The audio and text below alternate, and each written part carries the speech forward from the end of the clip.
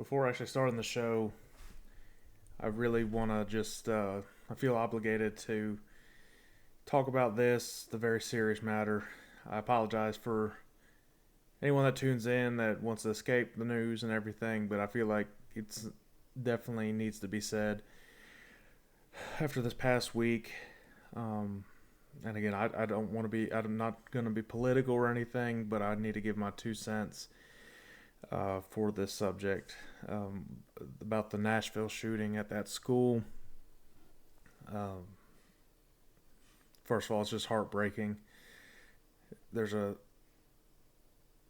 special piece of shit human that it takes to do that to a school, to kill innocent kids and teachers that are trying to make the world a better place by teaching these kids right from wrong.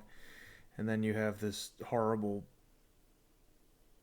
thing come into a school and take the lives of all those people. But I want to applaud my brothers and sisters in blue at the Nashville PD. I don't talk about my profession. I use this platform to get away from it. But I definitely just wanted to shed light and just tell everybody, if you haven't yet, watch the body cam footage of that.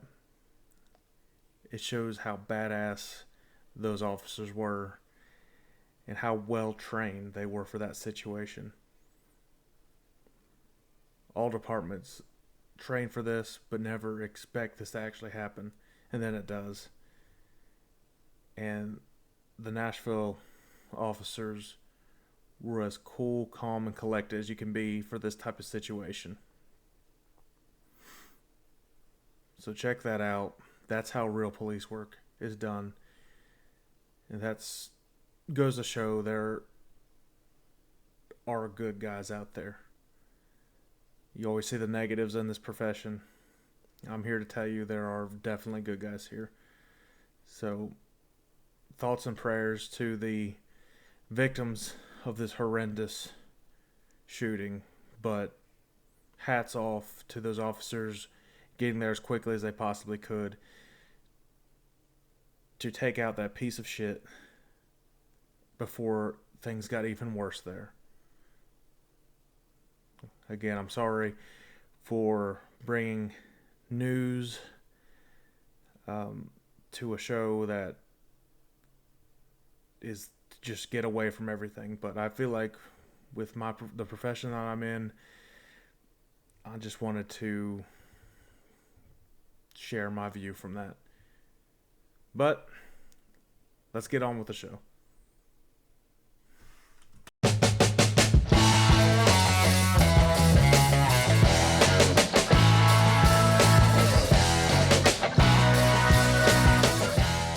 Welcome in, everybody, to another episode of ZB's Horsepower Talk. As always, I'm ZB Zack Brown. Another big show for you, recapping this weekend's action and racing. Let's get to it. Let's just start off with, finally, the guy I've been pulling for all year and had been having the worst luck possible. Kyle Larson gets it done at Richmond in the NASCAR Cup Series. A lot of drama early on between cars getting into trouble on pit road, including Larson, and getting a right front damage on pit road after make contact with Suarez. But Byron wins the first stage, and the second stage went to Denny Hamlin. But it all came down to strategy and how those tires were wearing throughout the entire race. We knew that was going to be a big thing, and how well the drivers took care of the tires, and how you can manage it, and how you could have a different strategy from somebody. Most people at the end decided to cut the final 90 some laps in half after the one restart. They pit, and a couple cars stayed out. I believe it was Josh Berry, Michael McDowell, and Todd Gilliland. Well, caution came out with about 25-ish laps to go, and that was perfect for them.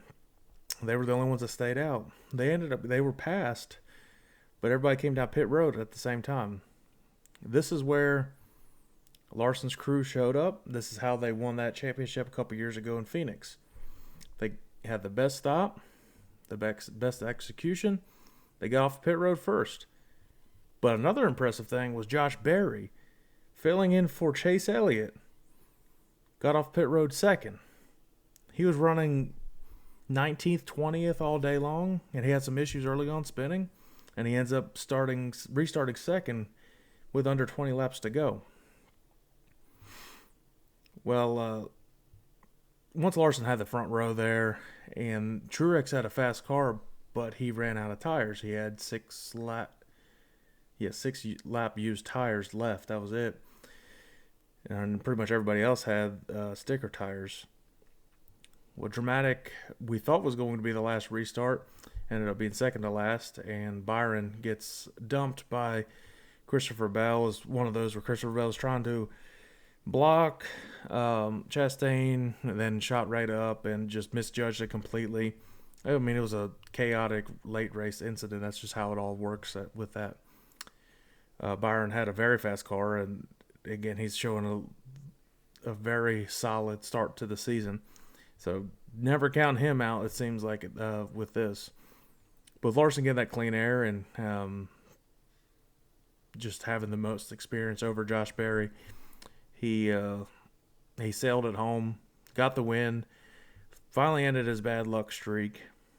And what was really cool to see is that paint scheme, that car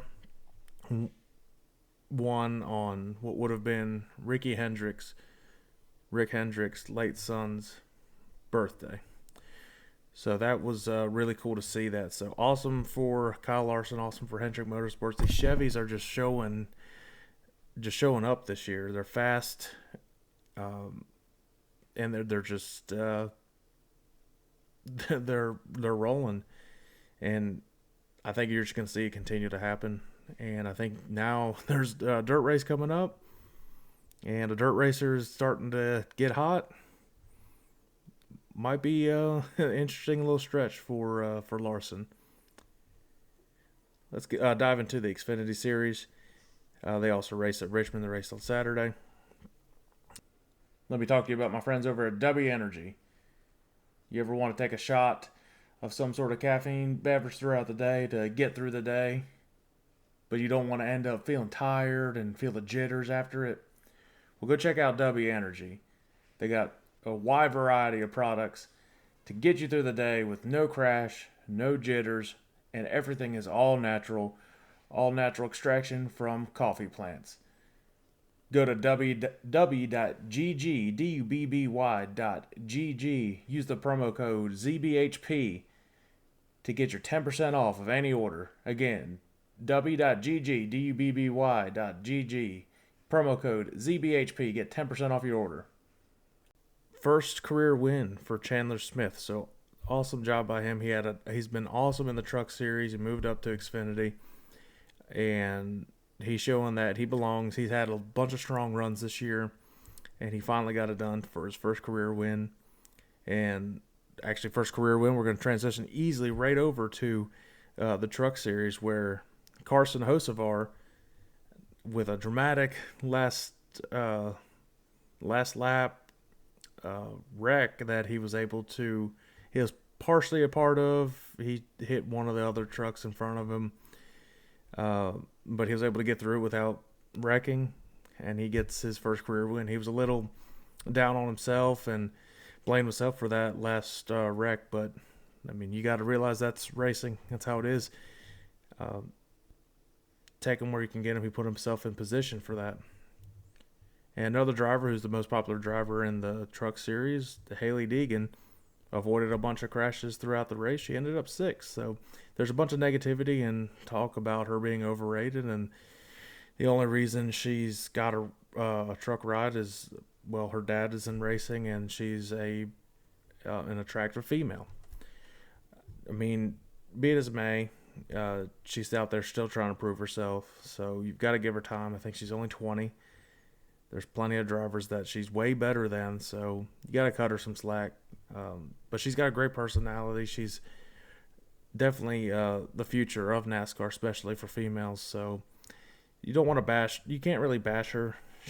Everybody's saying it's a Danica Patrick effect, maybe, but she is showing week in and week out that she belongs there. She's at least running it hard, trying to run up front, and doing the things she needs to be successful. So kind of take a little bit of steam off of her. But that race was in Texas. They were doing a doubleheader with IndyCars. Look at that. We get another transition right into IndyCar. I'm getting IndyCars race this weekend at Texas Motor Speedway. It's always exciting when you see those cars fly around that track. I mean, they're definitely put on a lot of excitement there. And the winner goes to Joseph Newgarden, who held off Patricio O'Ward and Alex Palou for the win there in Texas for Penske Motorsports, or Team Penske, whatever they consider themselves in IndyCar. So congrats to Joseph Newgarden on that win at Texas, and setting up, getting closer and closer to that iconic race here in a little over a month and a half. It's going to be a lot of fun, that Indy this year. And next year, the Indy 500 will really be interesting when Larson goes out there. So it's always fun to get closer and closer to that just amazing marquee event there. So again, hats off to Joseph Newgarden winning the Texas race there in IndyCar. All right, let's get a little dirty with World of Outlaws. Racing out at Devil's Bowl Speedway in Texas. This track is fast. They were putting down 14-second laps in the feature. Really, really cool racetrack. They could almost hold it wide open pretty much the entire time around, and there's a lot of grooves you can race, and you can race around a big wide corner, especially 3 and 4. They're narrow straightaway, so it's a really unique racetrack. Really, like I said, really fast. And the second race, they were lapping already at lap 4. They reached the back of the pack, so that's insane. The first race on Friday went to Brad Sweet. He was battling out with Brett Marks. For a while, about lap 10, Sweet was able to complete the pass, and it was all she wrote then. Drove away, dominated, took care of business there. And McFadden starts on the pole the day after that and just doesn't look back. He just flat out was just fast, way faster than anybody that was racing there. Led every lap, wasn't really in competition. There's some cautions later on that had a couple laps to go, restart. It didn't matter. There was no catching him. He let it roll wide open, takes a win. He gets a $20,000 win at Devil's Bowl Speedway. So that's a little World of Outlaw action there. Again, we'll get into a little outlooking what's coming up this week, and definitely with a lot of dirt racing coming up, there is a segment coming this week, so get ready for that.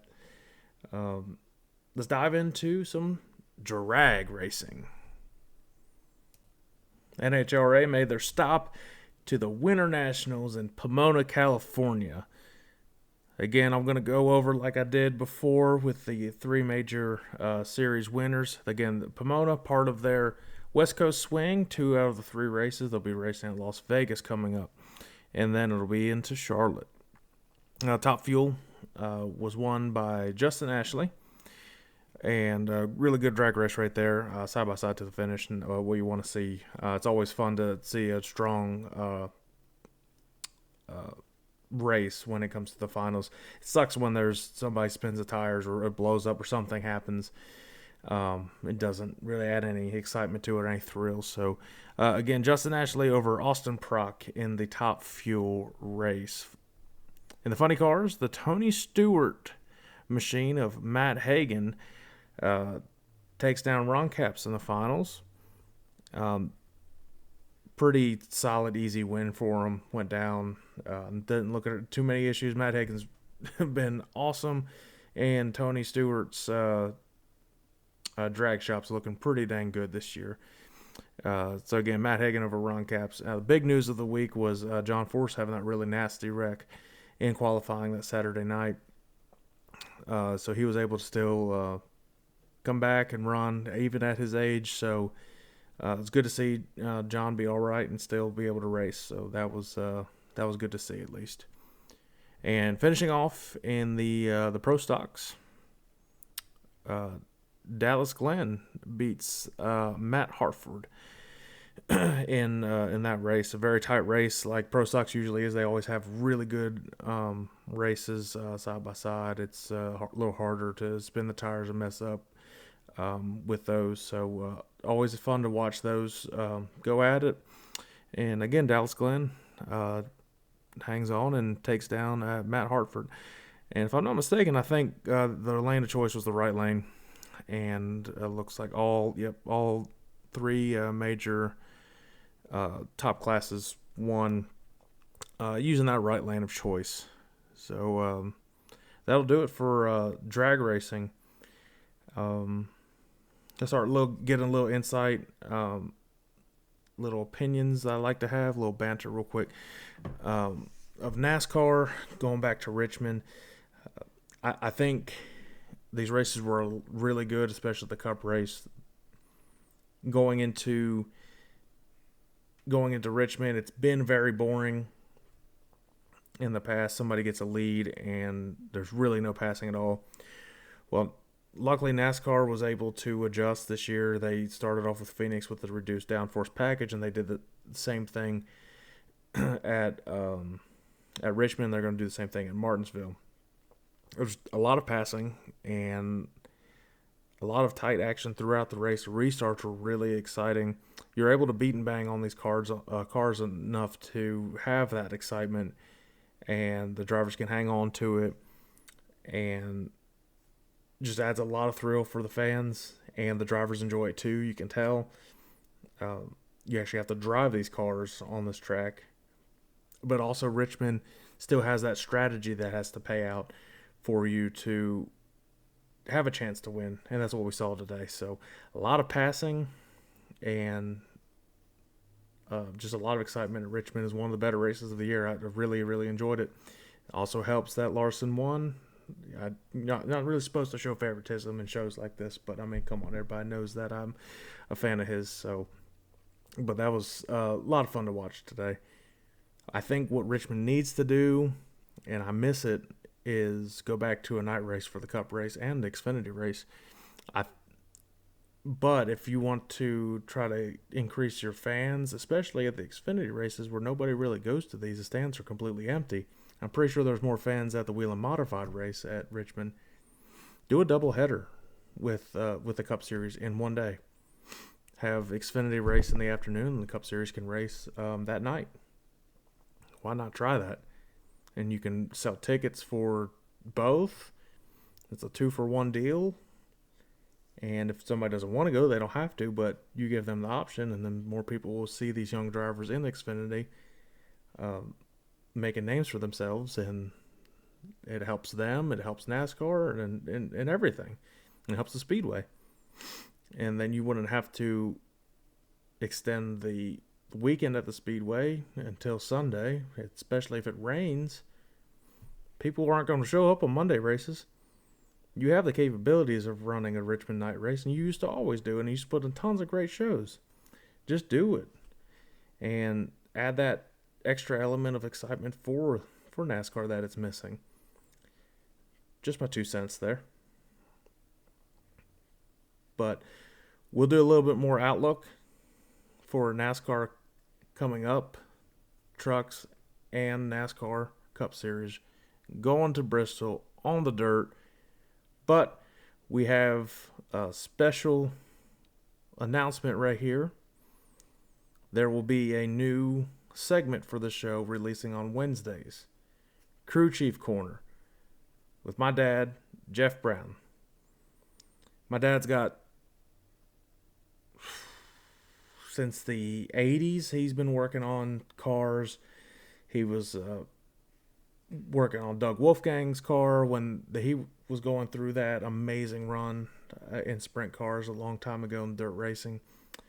And he'll tell you a little bit more what he's done. I've been a part of crews where I was a kid and I helped with the gears and the tires mainly, and was able to see firsthand experience of how things work with sprint cars. So that will be a really cool segment to see what he would do through his eyes getting ready for these races, especially the dirt races with the Outlaws. And it's a great premiere to see what he thinks of these cup cars going back to dirt, and the trucks as well going to dirt. Be a really neat perspective coming from a seasoned crew chief in dirt racing. So look out for that. It's going to be releasing every Wednesdays, and he's going to give the insight for that. And look at the asphalt tracks as well, because he does know enough to give a lot of insight for that. That pretty much wraps up today. Again, a lot of stuff to look forward to. Keep tuning in. Keep spreading the word. Hit that like and subscribe button down below. And you guys have a good week.